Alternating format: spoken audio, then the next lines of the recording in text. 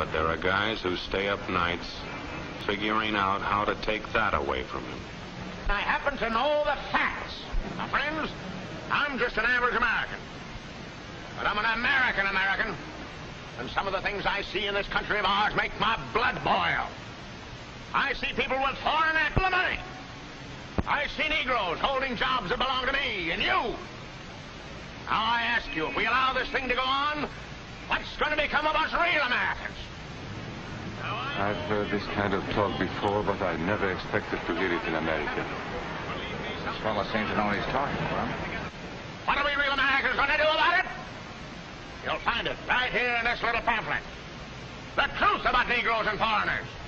The truth about the Catholic Church. Do you believe in that kind of talk? I don't know, makes pretty good sense to me. And I tell you, friends, we'll never be able to call this country our own until it's a country without. Without what? Yeah, without what?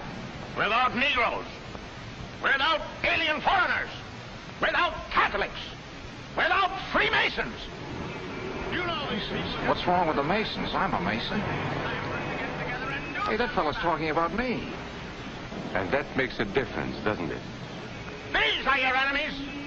These are the people who are trying to take over our country. Now you know them. You know what they stand for. And it's up to you and me to fight them. Fight them and destroy them before they destroy us. Thank you.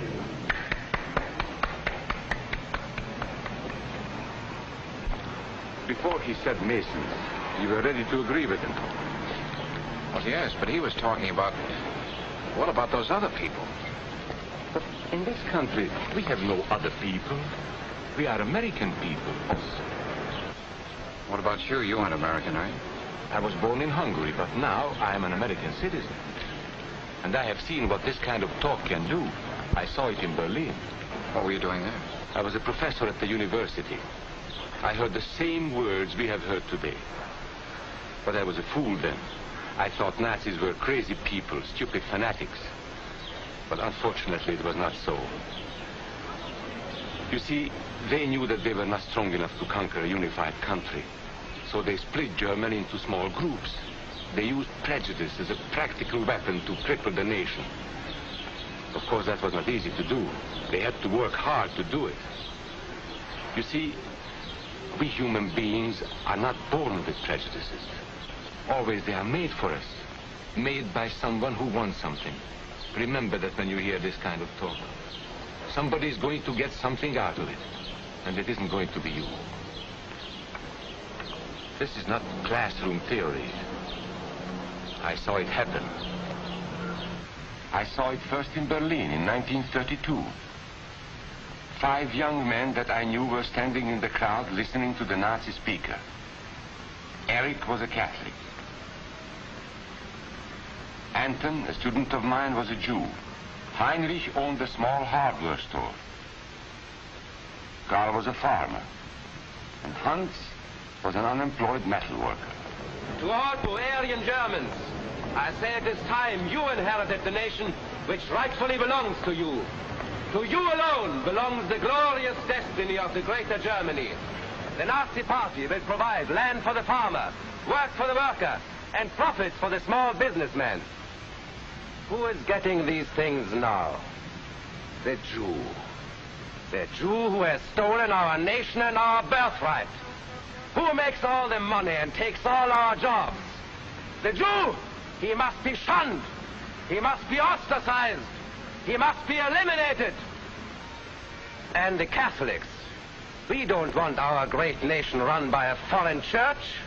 We Germans will know what to do with these people when the time comes. They and their faith must be destroyed. Then there are the Freemasons. In Germany, we have no place for secret societies. There will be only one society, and that is the Nazi Party. There will be no secrecy about that in the new Greater Germany. One by one, he attacked each minority and he split them off one from the other. These men were all fellow Germans when they came here today. Now they were split into rival groups, suspicious of each other, hating each other. They were being swindled, all of them. But the man who was really being fooled was Hans. He was pure German, according to Nazi standards. To him they promised everything, and he fell for it. That's how Hans became a Superman. They gave him a uniform and they pumped up his ego. He wasn't just a little fellow out of work anymore. He was a member of the master race. Hans and thousands of others like him, all playing a sucker's game. They gambled with other people's liberty, and of course they lost their own. A nation of suckers. Hitler needed these people. There was lots of work to be done. There were trade unions to be smashed, because unions were organized and might offer resistance. There were many political parties in Germany. These the Nazis destroyed. They were determined to smash every organization where people might band together and resist them. There were Jews to be beaten and killed. The Jews were not powerful, but they were a convenient excuse for all the nation's ills. And besides, a Nazi party member could not take over this man's store. Hundreds of Catholics were put in jail because the Catholic Church had strength and could resist the Nazi drive for power. They had split the nation into 100 pieces, and then one by one, they had destroyed the pieces. Over these broken pieces, the Nazis rode into power. One party, one nation, one religion. These men had won their struggle for power. They now ruled all of Germany. But still they had trouble with their oldest and most persistent enemy, the truth. They found that truth does not die easily, and so they decided to abolish truth. One great source of truth is literature, so they burned books, 20 million of them. Many great men in Germany who were spokesmen for truth were jailed or driven from their country. Teachers, writers, scientists. Education was discouraged.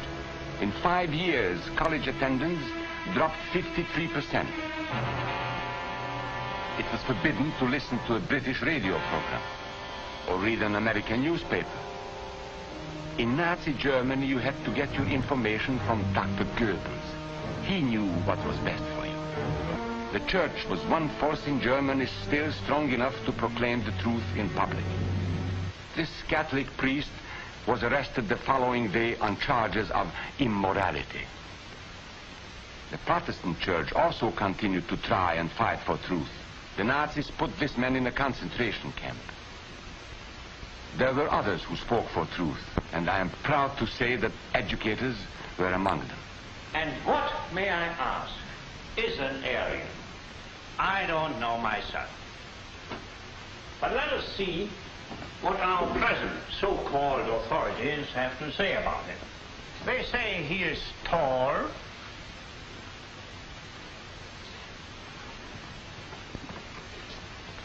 slender,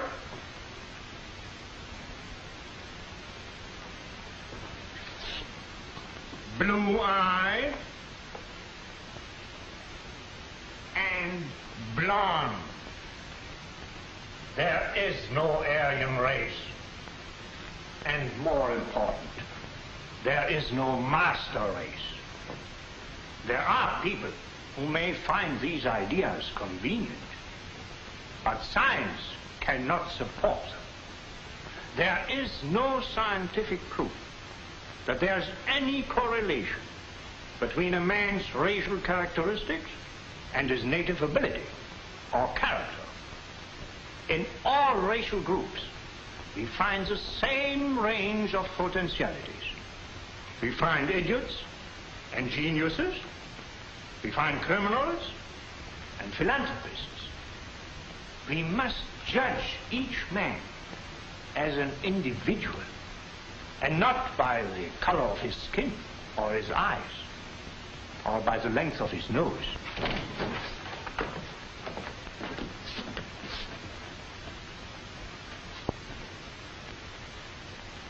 Come in, gentlemen. It's comfortable. And remember that there is no master race. That is a scientific truth. Anyone who tells you otherwise is lying.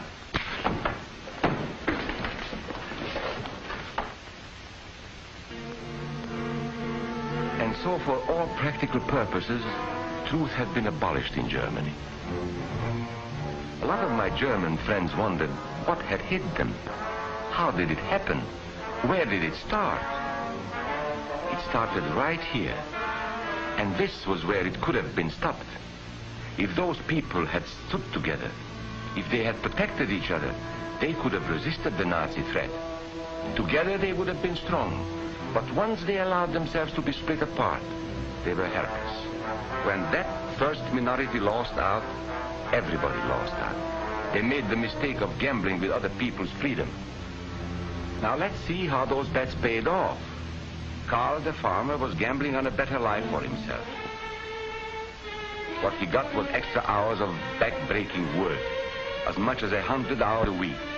He was forced to stay on his land and produce what he was told to produce, because now Hitler was preparing for war. For Heinrich, who owned a hardware store, the bet didn't pay off either. 104,000 small businesses were closed in 2 years. And for Hans, conditions hadn't improved any. He had a job now in a munitions factory, but he worked long hours for little pay. The working conditions grew increasingly bad. And even though he didn't like the job, he wasn't permitted to leave it. And when Hitler decided the time was right, Germany went to war. Not by declaring war, but by a carefully prepared sneak attack. Once again, Hitler needed Hans to do his dirty work. Hans was an expert at brutality this time, and Hitler had decided to use Hans and his brutality against other peoples, the Czechs, the Poles, the French, the Russians. But in the crucial test of war, Hitler's race theories didn't pay off. His pure-blooded supermen were defeated by the mongrel armies he despised. By the British at El Alamein.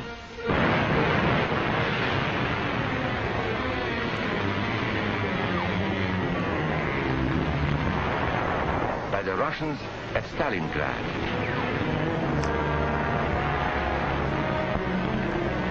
Then on D-Day by American soldiers of every color and religion, who smashed across the Normandy beaches and drove on through to the heart of Germany. For the misguided Germans who had swallowed the Nazi bait, the Nazi game did not pay off. The continent of Europe was strewn with millions of German bodies, pure Aryan bodies. Karl the farmer was left in the snow outside of Moscow. Heinrich stayed in Italy at Salerno. And Hans, who was going to rule the world, got only a little patch of Normandy that he could call his own. We must never let that happen to us or to our country. We must never let ourselves be divided by race or color or religion, because in this country we all belong to minority groups. I was born in Hungary. You are a Mason. These are minorities. And then you belong to other minority groups too. You are a farmer. You have blues. You go to the Methodist Church. Your right to belong to these minorities is a precious thing. You have a right to be what you are and say what you think, because here we have personal freedom. We have liberty. And these are not just fancy words.